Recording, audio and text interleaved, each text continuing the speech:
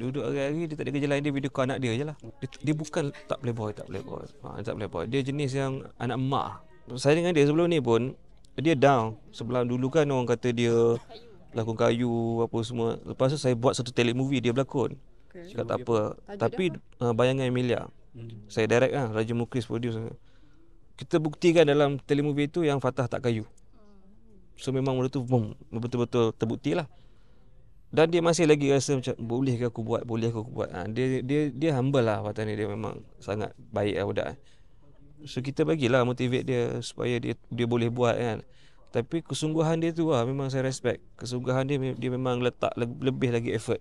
Walaupun kita dah ada belum lagi masa tu. Masa tu dia belum lagi lah, masih lagi. Memang dia letak effort tu lebih. Walaupun kelas dah ada ke apa, tapi dia sendiri pergi cari juga. Memang pelakon perlu macam tu lah. Dia kadang-kadang popular ni bukannya sebab utama dia, sebab yang perangai tu yang penting. Perangai kau, kalau kau baik, kau humble, memang kita senang nerima.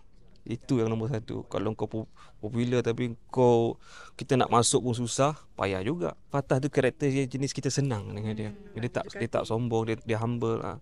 Walaupun dia Fatah Amin lah. Padahal dia boleh je nak belagak kau siapa. Tapi dia tak. Dia tak macam tu. Dia tak macam tu. Sangat-sangat bagus. Apa yang dia Fatah kan, sebab Fatah pun tak balik semua cerita kan.